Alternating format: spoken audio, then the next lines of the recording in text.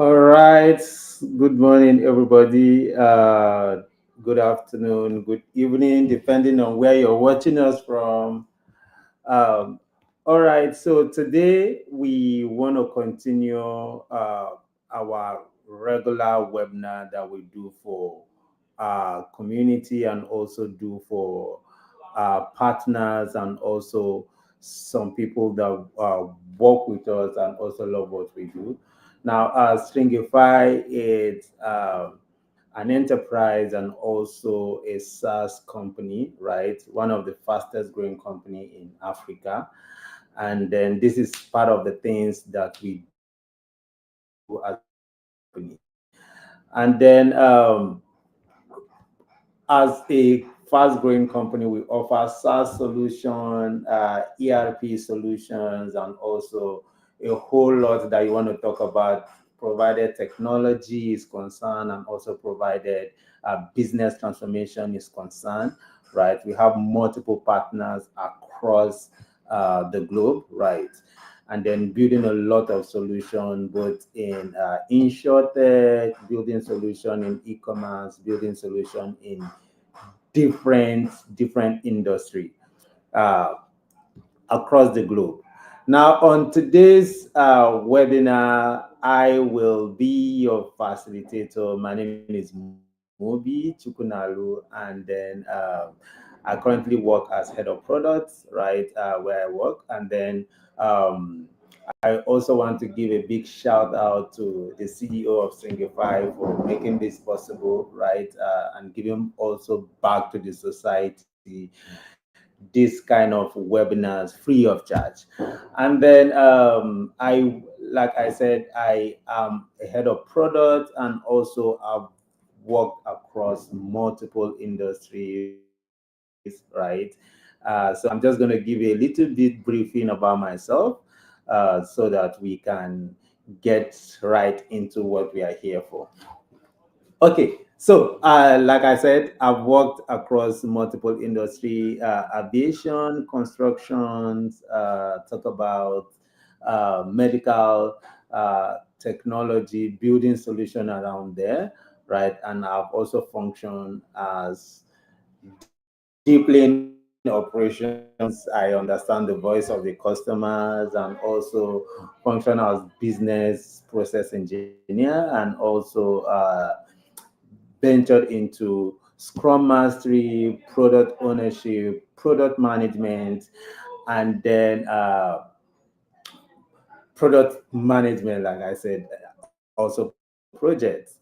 So on today's conversation is to bring you the wealth of my knowledge across industries that I've worked in and also different stakeholders and different understanding I've seen in these companies where I work and also in these categories where I've functioned, right? And then I'm also going to give us some real life scenarios as regards to this experience. But apart from that, in our previous conversation on this same subject, mastering Agile Scrum through business strategies, right? Last time we had this conversation, we were able to introduce what Agile is and also understanding what Agile is not. Basically, we looked at the misconception about Agile, right? A lot of people has called Agile or termed Agile to be a chaotic way of working just because you want to work fast. No. So Agile is a mindset. I'm just going to do a little bit of recap so that we can dive into what we are here for. Now, Agile is actually a mindset, and now this mindset is basically telling you that I can do anything. I can solve complex problem incrementally at the same time giving value to my customers. So it is a mindset that helps you deliver value to customers incrementally. Now, that is just what Agile is. And then Agile does not say because we need to do things incrementally and all of that. that does not mean we should now go out of scope, right? So Agile also follow the principles of software delivery lifecycle, just in case you're in the tech space. And also, even if you're not in the tech space, Agile still follows principles, right? And there are multiple principles, like 4 principles, right? An example of that is that working software is very important over documentation. We are not saying we don't need to document, but what we are saying is that let it work. Whatever you're documenting, the focus is for it to work, not just to have bulky document, but then it's for application, it's full of bugs and it's not working. You get. So Agile follows principles. Apart from it following principle, it also have a methodology. It has a way at which you can deliver this value you want to deliver to your customers. And then we're also able to look at how it affects business transformation, how it also gives uh, team velocity, and also how it help optimize you as an individual that is practicing agility. And then we are also able to now look at what are the flavors of Agile, which is what we are going to focus on today. One of the flavors. Now, look at Agile as an ice cream. Now, if you see Agile as an ice cream, right? Sorry, I like ice cream anyway. So you're seeing you have chocolates, you have multiple flavors, chocolate, strawberry, and the rest. Now, what Scrum is same thing as an agile methodology, but a flavor of this mindset. And it has some attributes that helps you deliver value. Don't forget, the concentration of agile is that you're delivering value to your customers incrementally and ensuring that at every point in time, your customers or whosoever is using your solution, product, has something to say, oh, this has added value to me. This has made sense to me. Because, like we said in the last conversation, quality, it, quality cannot be defined by you, the manufacturer or the producer. Quality can only be defined and validated by the customer who is using it, right? So many times people go to build multiple products, and then what you're building, yeah, it makes sense to you, but actually to the consumers you're focusing this product on, it doesn't make sense to them. You get. So what Agile is saying is that whatsoever you're delivering, it is making sense and is giving value. And Stringify is also, we are going to have another webinar where we are going to we are going to talk about building product, right? And this will be coming in the couple of weeks, right? So you just need to stay tuned and we go in detail to um, clean up that mindset as regards some kind of issues that people face while building sustainable and valuable products. All right.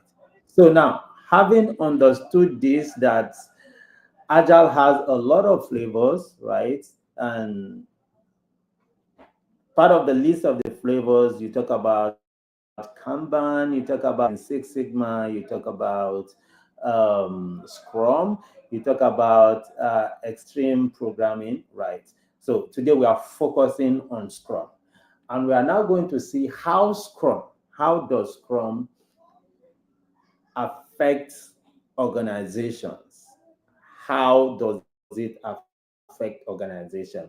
So firstly, I want to start by, I've spoken to a lot of people and then they believe that when you talk about Scrum, right, it is only for um, technology team. No, Scrum is not only for technology team. It's just that Scrum has been adopted more by technology team. It's not as if Scrum is developed only for technology team. Now, having understood that, right, when we talk about Scrum, we are referring to a framework that deals with, and I'm going to be sharing my screen. I don't know anybody that's seen my screen, right? But I'm sure you should be seeing my screen. Okay, You so can. Yeah. uh, all right. So now, when you talk about Scrum, right? When we say what is Scrum, Scrum is, like I said, is a flavor of Agile, but then Scrum is a framework riding on two things, two major things. Scrum is, and as we are talking, you're going to now understand why it is not just about technology, right? So it is riding on number one, empirism, right? So when we say empirism, we are referring to things that are informed by experience. So you have seen it before, you have experienced it before, so it helps you make an informed decision. Okay, so Scrum is riding on that theory, is riding on the theory of empirism. So what you have experienced before and what you're seeing now, that is what helps you make an informed decision of what you need to do. And you will agree with me that when we talk about strategy in an organization, right? Strategy is simply tactics. It's just forget about the English, dilute it to knowing that strategy is simply tactics at which you can achieve something, right? So part of the things that a lot of organization really really don't get right is that they have so many things on paper but without experience, right, without a hands-on to understand even how does this work. I was talking to a friend one of these days, sometime last 2 months, and I was telling him that the way you make projections on Excel sheets for you to scale up your business, I wish it's like that. But it's not like that. Forget about what you have projected or the financial models you've created on Excel sheet. No, that is for information. But what really helps you make an informed decision is that you get into the field, fold your sleeve, and understand what is going on. So, what Scrum is now saying, right, that helps organization is that whatsoever decision you're making, let it be informed by an experience or by what you're seeing currently, not the good things you have written on paper. So you can agree with me right now that it is no longer about technology, right? It is no longer about technology. It is way more than technology. Now, um, when we talk about the empirism, now the second leg at which, or the second theory at which Scrum is developed on is that it is developed on lean process. Lean. When we say something is lean, it then means you're detaching every form of waste. So it is streamlined. You're detaching every form of waste. You're detaching every form of redundancy. And a lot of organizations get too bloated that they don't even they you begin to have a lot of redundancy in different departments. You begin to have all of these things. Now, what Scrum is now telling you about is that please, your decision making should be informed by your experience and also it should be informed by what you're seeing currently. And then because it is based on what you're seeing currently, you can now be able to remove every form of waste. You need to remove every form of waste when it comes to Scrum.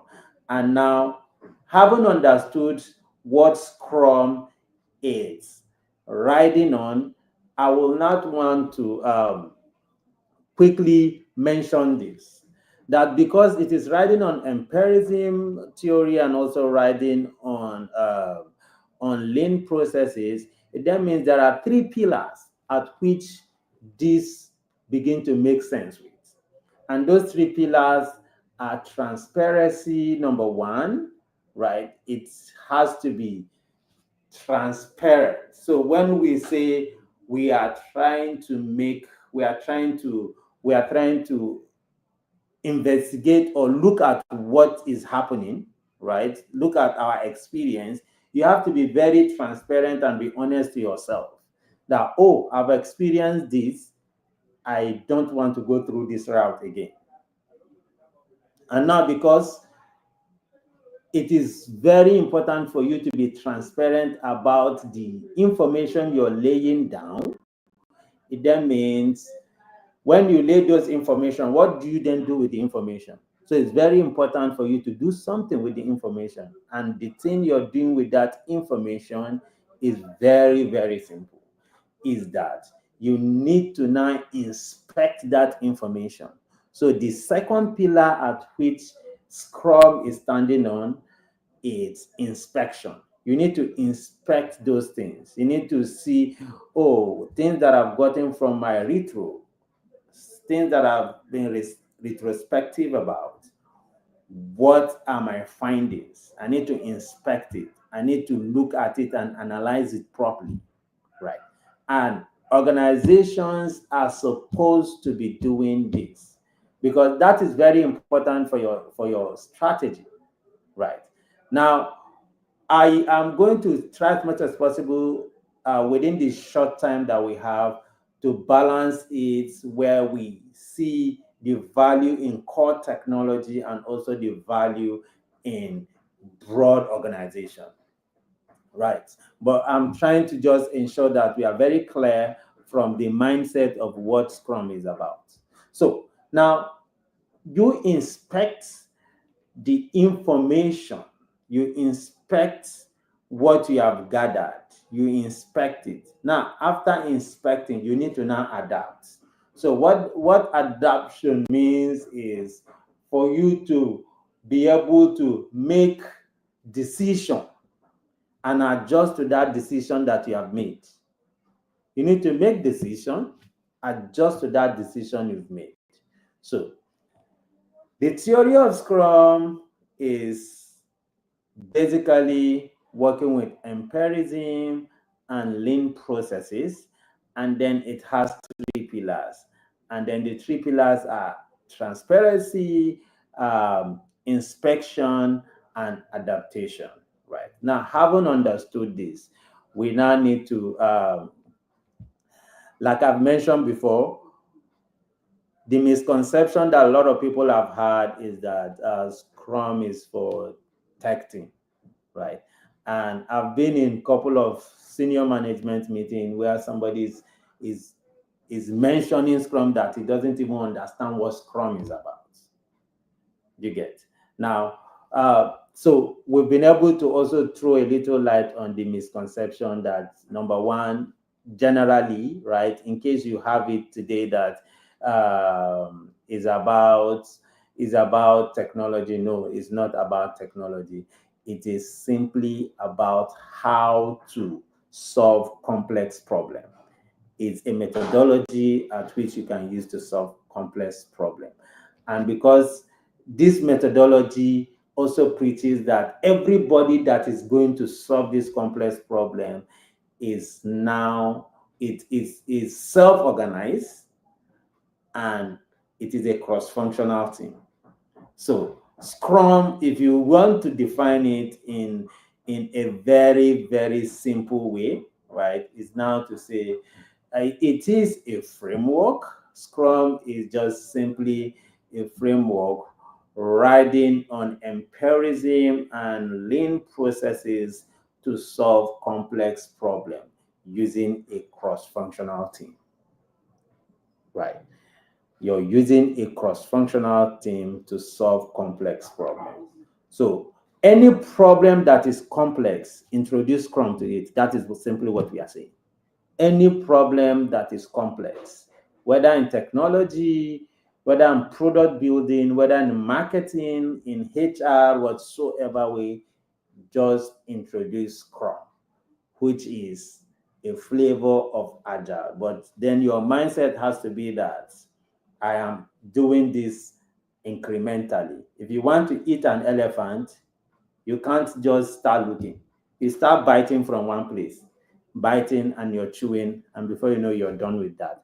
All right. So now, having understood what Scrum is about and the definition that we've given to Scrum, and also the misconception that people have had about Scrum, having diluted that. Now, remember, we said it is riding on three pillars, which is you need to inspect, you need to adapt, right? And it also has to be transparent. Now, there are events at which we can use to do this. There are rituals at which we can use to do this. And then number one is you need to use the sprint planning events. So now a lot of people will tell you that if they ask how many events are in Scrum, a lot of people will tell you it's 5. It's actually not 5. It is 4. Because what makes it the 5 is sprint, right? Sprint is an umbrella that carries multiple actions. So sprint, what makes up a sprint is the daily Scrum that happens in that sprint. What makes up a sprint is the sprint review. What makes up a sprint is the sprint planning. What makes up a sprint is the retrospective section that we've had as regards or as a result of the sprint that we have completed. All right, so we are going to look at what are these events, how does it function, right? Now, a sprint starts with sprint planning. A sprint starts with sprint planning. And the essence of a sprint planning is for you to be able to pick out what you need to do per time. It starts with a sprint planning where, okay, but before we get to sprint planning, sorry, let's first of all look at what are the roles in Scrum. They will now come to each of the actions, right? We'll go back to that slide. So there are 3 roles basically in Scrum, right? And the first role is the Scrum Master. A lot of people mistake it to call it the project manager. No, there's no project manager role in Scrum, right? And then the next role is the product owner, and the third role is the development team. Now, I'm going to explain this as a tech team and also explain this as a non-tech team. Now, when you talk about the Scrum Master, right, you're not talking, Scrum Master is not a tax master. It's not a tax manager. It's not a tax master. No. A Scrum Master, one of the basic things that a Scrum Master does is, once he understands what we are doing, now any impediment, any roadblock that the team is facing, he is supposed to go and help them remove that roadblock. So a Scrum Master is a servant of the team, is a servant leader of the team, is a servant in the team. So what he does the running around, oh, we need to meet with an external stakeholder, for example. Why haven't we met with the external stakeholder? oh, the external stakeholder is proven stubborn or all of that. It is the job of the Scrum Master to go and remove that impediment so that the thing can move forward. Now, this is one of his role to the team in general. Now, another role that a Scrum Master does or perform to for the organization as a whole is that he helps them transition their mind from the waterfall mindset to an agile mindset. He also helped to transition the organization into understanding that we can deal with issues incrementally. He also helped to transition the organization into knowing that product or projects, there is a room for maturity. You get, so it helps manage their expectation. Apart from managing their expectation, he also helped to train them so that everybody can get agile. Now that he can train the organization, he also have input for the product owner. Part of the things that he does for the product owner is that he helps the product owner groom the product backlog. The product owner is the sole manager of the product backlog. But what the Scrum Master helps him to do is helping remove every form of ambiguity, every form of assumptions that are in the product backlog. So that once the team hijacks that or takes on that task, what begins to happen is that there's no longer an impediment on the road. So everybody understands the scope of what we are doing. Right. So that is the role of the Scrum Master. It is not the leader of the team. Scrum Master is not in fact, in Scrum, there's no leader. So Scrum Master is not the leader of the team, is not. He's a servant, in fact, a servant to the team. Right.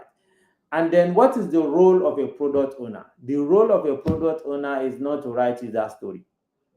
The role of the product owner is not to come and start harassing developers. No, that's not the role of a product owner. The role of a product owner is to maximize the value that we've talked about. Remember, we said an agile team releases value incrementally. So what the product owner is supposed to do, the role of the product owner is to ensure that value is maximized for the organization and for the team. So he ensures that he understands what we are building, he understands what we are doing. So he's like the CEO of that particular product. So the developer does not need to go and start asking CEO anything. The developer does not need to go and start asking anybody anything. All his answers should be able to come from the product owner. So the product owner knows in and out of a product, knows in and out of what we are doing. Right. So this is the role of a product owner. You're not writing user story. So I've seen in a lot of organizations that I've worked, where product owners are simply product messengers.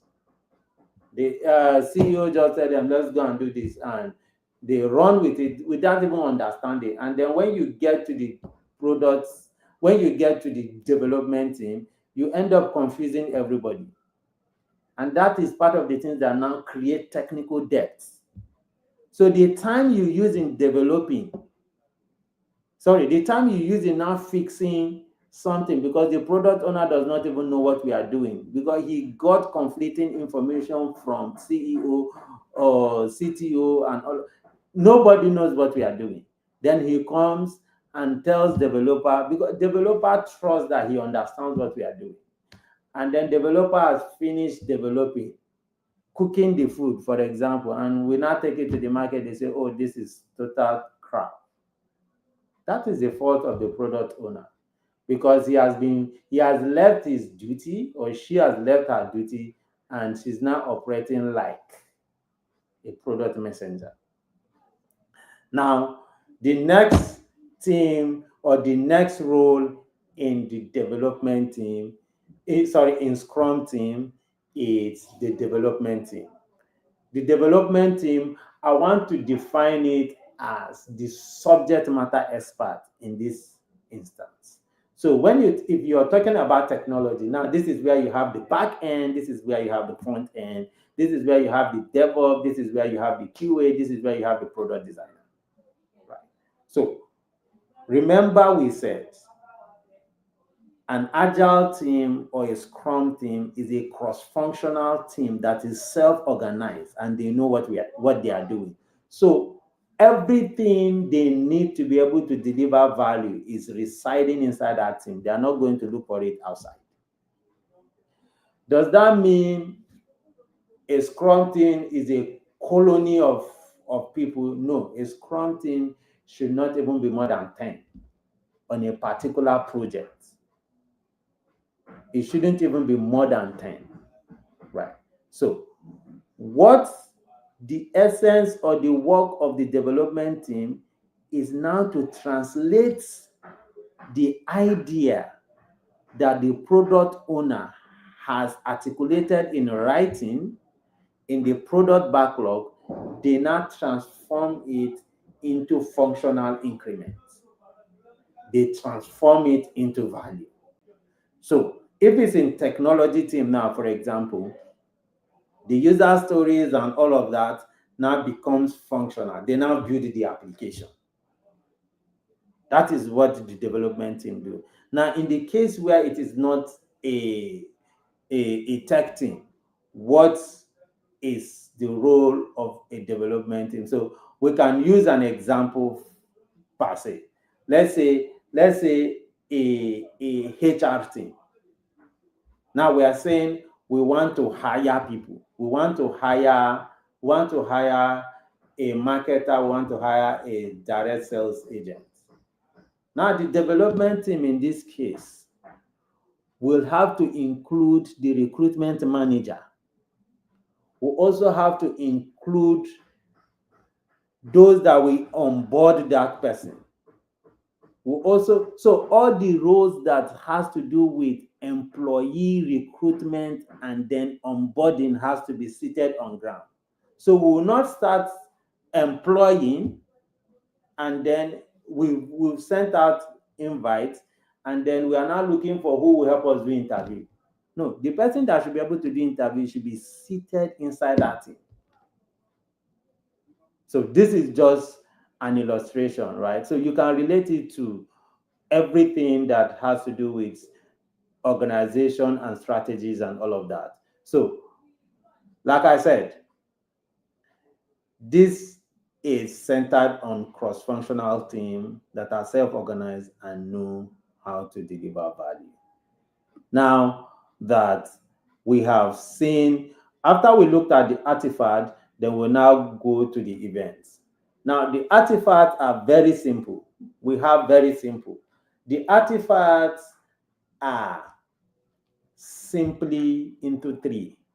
Number one is the product backlog. So the product backlog, that is where all the wish list is contained in. Everything that we want to do is in that. If it's technology team, for example, we want to build a notification engine. We want to build a payment solution, a payment engine on this application. We want to be able to build. So all of those wish lists, everything is there, right? And who manages that product backlog is the product owner. The product owner manages that backlog. How does he manage the backlog? It is a living artifact. So at every time he's updating it and refining it alongside with the Scrum Master. Right. Scrum Master is helping him refine it, but he should be able to know what we want to do. So it begins to all of that refinement section happens on the product backlog so that all scopes are understood very clearly. Everybody understands the scope. Now, after that, so that is the artifact. That is first artifact, which is the backlog, right? Now, product backlog. The second artifact, and we say the manager of the product backlog is simply the product owner, right? Now, what about the sprint backlog? The sprint backlog is simply what has been selected from product backlog that has met the definition of ready. When we say definition of ready, we are talking about once we pick it, we start developing. We don't need to start asking questions. How does this work? How will this work? So what do you mean by this? No, there's no assumptions. So on sprint backlog, we are referring to what has been clear. All you need to do is to put it inside funnel so that you can be able to say, oh, this will take me 2 days to do. This will take me 1 day to do. This is a complex ticket, right? So that is what the sprint backlog is. And who manages the sprint backlog is the development team. Remember, we said the development team are those that we convert the idea, convert the written value of the product owner into a functional stuff, into making it a if you want to call it success, right? Now, that is managed by those that are supposed to do the work. Everybody is doing the work, but those that we now do, I hate to use this example, but then those that we now do the dirty work. Do you understand? These are the development, they are the people managing it. They are the ones managing the sprint backlog, right? So they now know, oh, this thing is going to take me 5 days, this thing is going to take me 2 days, this thing is going to take me 3 days, and all of that. And then the increment is the end result of the sprint backlog, which has met definition of done. And the sprint backlog, permit me to say, it is actually managed by the customers. It's managed by the end users. So they are seeing it. They know that okay, this is working, this is working, this is working, this is working, and then feedback loops also come from there. Now, having understood who manages the product backlog, what the product backlog is as an artifact, what the sprint backlog is as an artifact, and who manages it, now we see the increment also. Now, having understood this, we can now look at how then should we do all of this management, right? Now, every increment has to be developed within a sprint. It has to be developed within a sprint. And that sprint, lot of organizations do 1 week, 2 weeks, 3 weeks, 1 month, and some organization goes ahead to do 3 months. Anybody that does more than 1 month of a sprint, that person is no longer doing Scrum. Right. So Scrum is just the maximum sprints. Every sprint is time box, and the maximum time for a sprint is simply 1 month. Once that task is going to take more than 1 month, you have to break it and put it into another sprint. So it can be less than a month, but a maximum of 1 month. That is how sprint runs. Now, because an increment is being managed in a sprint, now let's see what are the actions that are required to be done when it comes to now managing a sprint, when it now comes to doing or running a sprint. And these actions are number 1, sprint planning. It is when you're doing sprint planning that you'll be able to now come up with the time is going to take me to do this sprint, right? And what the sprint goal is. The time is going to take me to do this work, and what do I intend to achieve after this work? That is the sprint goal. Right. So remember how we looked at we looked at HR, and also we looked at apart from looking at HR, we also look at building text solutions, right? Now, so in sprint backlog, sorry, in sprint backlog, you select what you need to develop, and that is the event we call sprint planning. During that event, what you now need to do is that you are touchlighting, you're understanding what needs to be done. And then sprint planning is not an event that you come to do, just come say, oh, Scrum Master or product owner will say, we are doing logging. What do you mean by we are doing logging? How do we log in? You need to be very clear. Do you get? So what is expected to be done during sprint planning is a time where we are able to, after the high level refinements, right? It is now the time where everybody in the team, the Scrum team, product owner, um, Scrum Master, and everybody that will be working on that product or on that task begin to now understand what is the level of effort required to be able to do this. So you have to be very transparent in saying what is to be done as a product owner. Don't stand on the fence. You need to be very clear on what needs to be done. Now, it is based on that clarity of what needs to be done, then the development team will be able to now say, oh, okay, if we are logging in, because let's say I said we want to do login, right?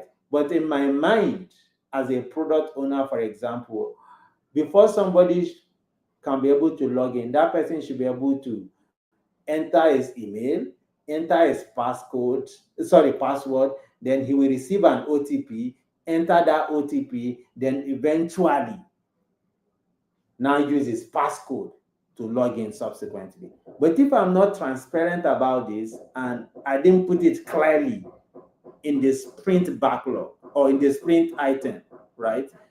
Then developer will assume is a regular login with password and email, right? So he might give you a time and say, oh, it will take me 2 days to do this.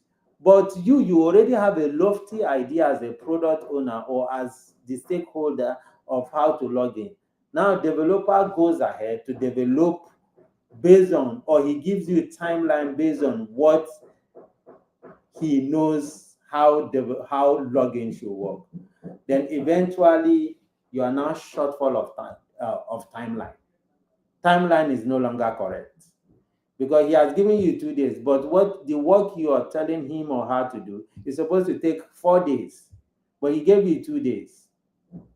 You get? So at the point of sprint planning, that is where all of those clarity, there's no ambiguity. Everybody understands what we are doing. And that is why you don't need to rush a sprint planning session. The minimum time for you to do sprint planning should actually be 4 hours. In fact, 8 hours for a project or a task that is supposed to take 1 month. It should be 8 hours. So that everything, there will be clarity. There will be clarity. Everybody understands what we are doing. Right. I know developers don't like a lot of meetings, but that time, there's no time. It is better for you to understand what to do, give the right timeline so that there will not be need for us going back and forth, because the time it will take us to go and start explaining to stakeholders that, oh, is 1. The developer will now see it as scope creeping. It is actually not scope creeping at that point. It is because you did not disintegrate the solution you're building very well. So sprint planning is important for you to, that is where you ask all your questions. It's not as if that is the last day you ask questions, but that is where you ask basic questions that are supposed to help you hit the ground running. Now, if you don't get your sprint planning well, most likely you're going to struggle all through that sprint. Most likely. It's either you encounter a lot of roadblock, or you encounter a lot of technical depth, or you encounter a lot of rework because you don't even understand what you're doing. You didn't give the right timeline. And that is why organizations will now keep fighting. This tech team, they are not performing. No. So an organization that is strategic, remember, what makes what makes a solution, or what makes a project successful, is that that project has the right time allocation, has clarity of scope, and finally has the right budget. Do you understand? So if you miss it, it is going to affect a lot of things. So a task that's supposed to take 1 month, don't go and rush people to make it in 2 days. You will see, you will have a lot of technical depth there. You will have a lot of bugs there, and then you will always have issues. The time it will now take people to start reworking, you should have just waited for them to do it the right way. So organizations need to be very intentional about using Scrum, right, to run their decision making, and also to run their go-to-market strategy. Now, having understood the sprint planning and the outcome of sprint planning, right? How do we now inspect? Remember, we said part of the pillars of Scrum is that you need to be inspecting. How do we inspect? You need to inspect through daily stand-up. And daily stand-up is supposed to be 15 minutes. It is not where you come and start gisting. Simple thing that happen in daily Scrum is what I did yesterday, what I'm doing today, and if I have any impediment, I mention what the impediment is, so that the Scrum Master hears it and start running with it. Daily stand-up or daily Scrum is not the time where product owner comes and start lashing at the development team. In fact, daily Scrum is supposed to be for development team. The rest are just observers. They are just observers, right? So, and now this information I'm giving to you is based on my experience across time, and also based on knowledge derived from scrum.org. Do you understand? So it is generally tested and is working. So sprint daily stand-up is not where you come and start. No, it is actually within the development team to even know what they have done, to have transparency into how far they are going. So it is not the time where you come and start, it's not the time to start dragging somebody and all of that. No, it's not that time. It is simple conversation that should go on. You can have your breakout session, but it's a simple conversation. And the simple conversation is what I've done, what I'm doing today, and what I intend to do. As what I'm doing today, and then if I have any impediment, I mention that impediment. All right. Now, having understood this, Scrum, daily Scrum, maximum time 15 minutes, and apart from the maximum time being 15 minutes, it should actually be in a stable place.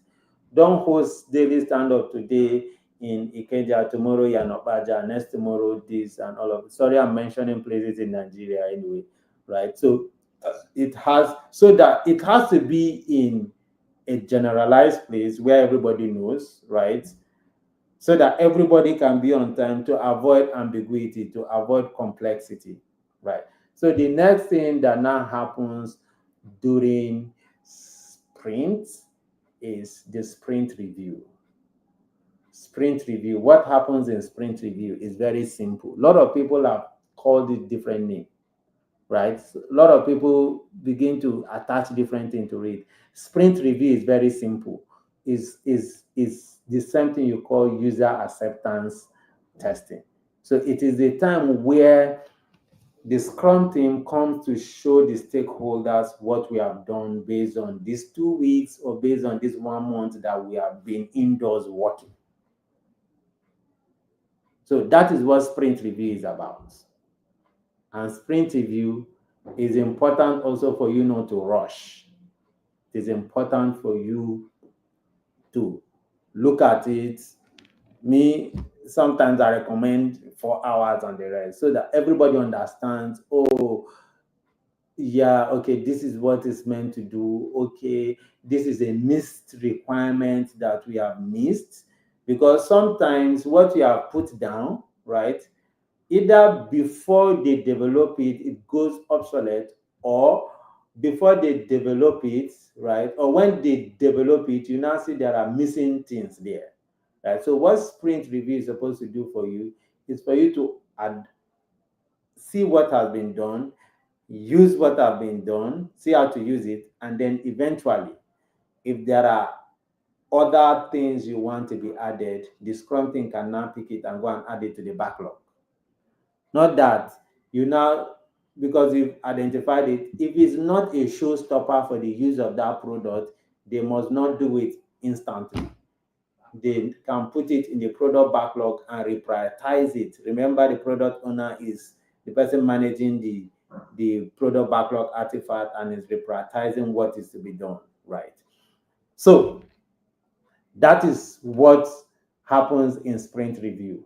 Now, after sprint review, the Scrum team now have a, a retrospective section to think about what they have done, how did they do it, what were the mistakes they experienced, or what were the things they did well. They hold a session, and this session is called retrospective sections, sprint retro. And what that sprint retro does for you is for you to be able to look at, or what you need to be focused on that retrospective section is not the time to come and fight. It's the time to look at what we need to stop doing as a team, what we need to start doing as a team, and what we need to continue doing. There were things we were doing that does not make sense. We need to stop doing it so that we can achieve a better velocity. Don't forget, in formation of a team, because you are not all born, even when you are born of the same parents, everybody does not have the same mindset. So in formation of a team, there is a time for you to be able to be able to get to the forming stage, understand, get to the storming stage, move from the storming stage into the normalizing stage, then move to performing stage, right? So at these stages, some teams do not cross these stages very fast. You get, so they move gradually. So they begin to understand at that point, oh, Scrum Master, you're not removing impediment fast. Please, you need to be fast. You get, so at this point, that is where they begin to understand what they need to stop doing, right? What they now need to continue doing. So there are attributes that they were doing as a team that were helping the velocity of that team. Oh, they say, let's intensify effort on this. So they are able to identify those things. They are also able to identify what they need to start doing. So it's a time for you to relearn, unlearn, and continue learning. That is what happened in the retrospective section. So there are 4 events that happens in a sprint. Now, in conclusion, what I've just explained to us are all seen in this diagram, right? They are all seen in this diagram. Uh, so in our pages, you're going to see some of this information. Then you can always go back to it and look at this diagram properly. Now, what the Scrum values are, right? The Scrum values, remember we said because it is made up of a team. It is made up of a team. So, what do you need to do for this team? Or what does the team need to do? Number one, the team need to be focused. Once we have selected what we need to do, we are focused to complete it. So it's not the time where CEO will come and smuggle something inside. It's not the time where head of department will come and smuggle something inside. If in fact a sprint has started, nothing should be accepted. Anything that needs to be, that the CEO is saying, he should run it by the product owner. For the product owner to even understand and now prioritize it. So a lot of organizations will tell you we are running sprint, but they are running. Are we not running sprint? Are we not running Scrum? Are we not running Agile? They are actually creating commotions. It becomes chaotic. So it's not the time where allow the Scrum team to remain focused, especially the developers that are working. Let them be focused. So a Scrum team is focused on what has been selected for for sprint backlog. Because there is a goal for that sprint. You cannot come and change it. Do you understand? If you want to change it, means we have to just terminate that sprint and reorganize what we are doing. Because if you keep adding things, it then means we'll never finish a simple sprint that is supposed to take a week. So allow the team to be focused. And in most organizations, you don't get to speak with the developers. You don't get to speak with even the Scrum Master. You speak directly to the product owner. It is the product owner that now comes to explain or comes to with clear vision or clear roadmap of what we are meant to do as a team, then we embark on that. Now, because we are focused as a team, we need to be committed to that thing we are focused on. So commitment is important. We need to stay committed. So part of the Scrum values of a Scrum team is that they are committed and then they are very open. Now you need to be open. If you're experiencing an issue, if you're experiencing something, you need to be open and state it instantly.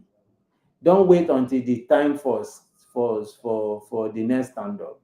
I've worked in some organizations where some developers, I don't know whether they are lounging or whatever, and this is not throwing shade to developers, right? But there's this particular guy, once he experienced any impediment, it's like as one lottery. He will be so happy because for that day he will not work again.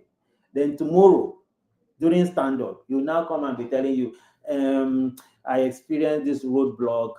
So why didn't you say it? Why didn't you say it early? So that for the fact that we do stand-up, we do daily Scrum, that does not mean you cannot talk to any other person. As a matter of fact, just like we explained in the previous sessions that we've had, is an agile team, they use the pull and push approach. I don't wait for you to finish. I chase you. You get? Because we are all working towards a goal. So it's very, very important for you to be open as a developer or as anybody inside the team. Openness is very important. Then you have to respect each other. There's nobody that's a junior staff. Nobody is a junior staff in Scrum team. Scrum team is a cross-functional team that has been constituted to do a particular task, to deliver value. So at that point, for you to be in any team, it then means you're a subject matter expert in that team. You are an expert in that team. So it's not time to be saying sir. It's not time to be saying ma. It's the time for you to deploy your technical knowledge to be able to solve that problem. Right. So, and by so doing, everybody deserves to be respected. You need to respect people's value. You need to respect people's time. You need to also respect people's opinion. Don't You don't have the superior opinion. And for the fact that you're the scrum master or the product owner does not mean it's you that know everything. So you need to respect people, understand their mindset, understand their opinion, so that there will be a very conducive work environment. Because if everybody is disrespectful to each other, people now begin to nurse a lot of things. And then you can imagine, because I'm not talking to Mr. A, right? And then, or he disrespected me, right? How will I go and meet him to collect information that I need to collect to move on with my work? So, and finally, no matter the task, remember we are constituted to do what? To solve complex problems. No matter what it is, we are courageous to pick on that task. All right. And then how does Scrum impact? I've mentioned this across the conversation. Scrum promotes adaptability and responsiveness, right, to the team. And also it aligns team with strategic goals through iterative delivery and feedback. Thank you so much. I don't know whether you have any question before we end this session.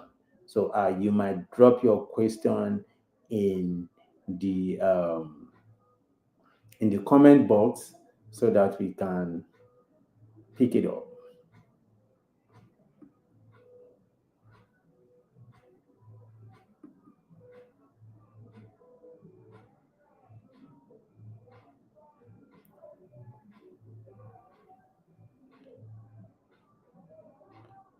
Okay. I don't know whether we still have questions. I have any question, any question, any question, any question.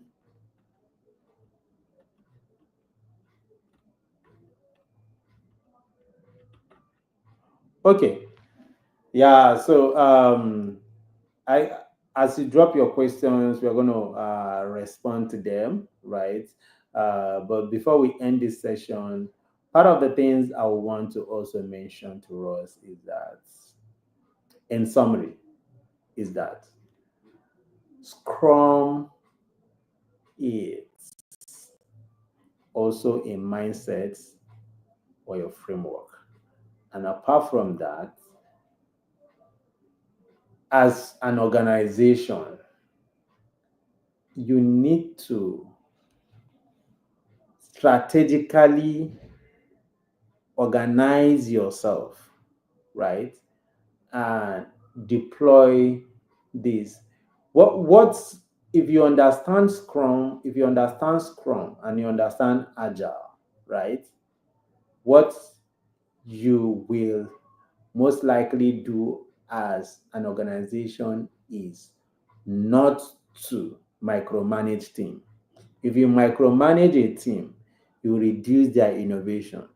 If you micromanage a team, you reduce their creativity. It then means you micromanaging a team or enforcing your idea on that team. What happens is that you're just depositing yourself into all of them. And that means that they will do it the way you should do it. What a lot of CEOs begin to do unknowingly is that they feel they are the only people that can do it better. If you're the only person that can do it better, then why did you hire us? Why did you hire people? Do you understand? If you have hired people, you should be able to trust them to deliver value, right? You should be able to trust them to deliver value, and that is why you should hire good resource. Don't just hire your friend or hire, no, no, no. Hire good resource that can combat what value you're looking for.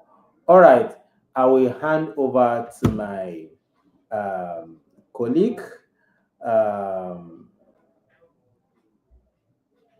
to be so that we can end this session. Thank you so much for having me once again, and thank you, AY, the CEO of Stringify.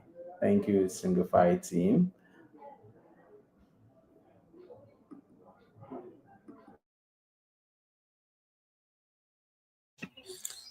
Thank you very much, Moby, and thank you everybody. In the absence of no question, in the absence of no questions from anybody, let's kindly end the session today. Thank you so much, everyone, for your time, and then we'll see you soon.